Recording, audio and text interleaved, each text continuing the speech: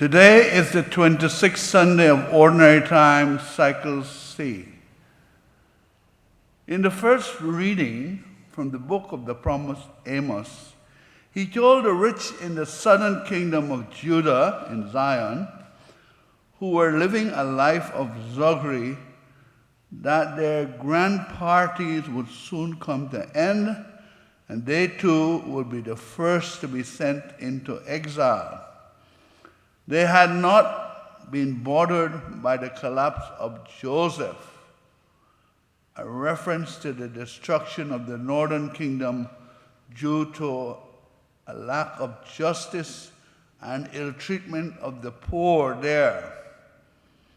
Except for being very rich and having a wonderful time enjoying their great prosperity, did not seem to be unjust like those who had lived in the northern kingdom. Why then would they be punished? They failed to recognize that the things they enjoy were gifts from God, which should have made them grateful to God and generous to others. We enjoy great prosperity compared to the rest of the world. We have comfortable homes, clean running water, electricity, air conditioning, cars, and lots of food.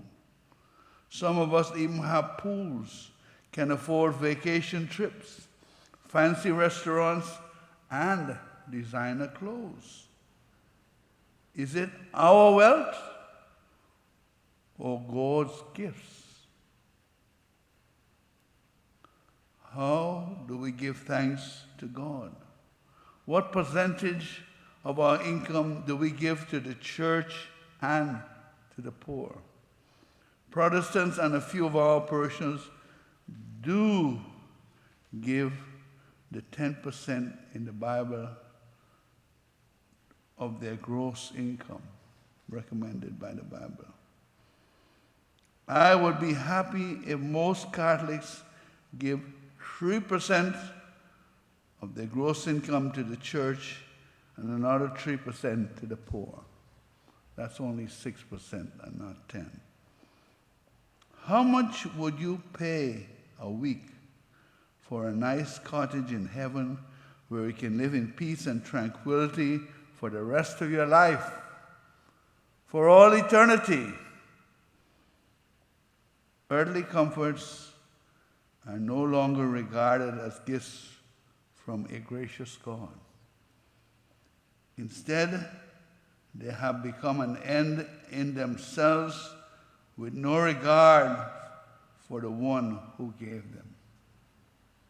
The arrogant will say, I myself earned everything. I owe God nothing. Think of this. A rickshaw driver, a man with a hand-drawn cart, once asked a wealthy doctor whom he is carrying, why did God allow you to be born in America and me to born in the slums of India? In the parable that Jesus told us today, the rich man, in the words of Joel Osteen, the evangelist on television, lived a life to the fullest as he enjoyed every good thing. There was no mention of the rich man being unjust or immoral. He never ill-treated or insulted Lazarus. However, his preoccupation with the pleasures of life resulted in his failure to recognize the suffering around him. He only recognized his shortcomings when it was too late, when he died and was condemned to live apart from God and Abraham. Are we so busy pursuing the pleasures and the status symbols of this culture that we have no time to recognize the suffering and the injustices around us and in the world. We who have been blessed and enjoy a comforting life have a responsibility to help others in need. Jesus is the one who came back from the dead. Remember in the story of Lazarus, he said, Father, if somebody was to come back from the dead and warn my brothers, they would do something. Well, somebody did come back from the dead, and that was Jesus. And he told us to be kind and compassionate to the poor. And still, we do not listen to him. We are allowed to enjoy our blessings and good fortune, but we must also hold fast to the truths and principles of our faith, which include gratitude and generosity. Brothers and sisters, we cannot claim ignorance.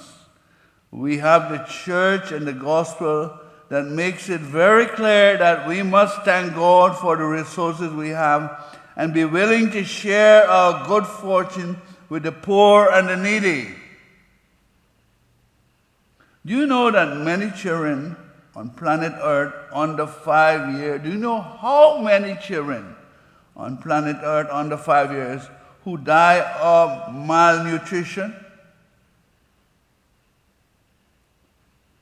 According to the World Health Organization, WHO, affiliated with the United Nations, in 2024, 6,800 children died from malnutrition a day. That's 2.4 million a year. According to today's scriptures, those who refuse to share will lose everything, all their material wealth, as well as eternal life.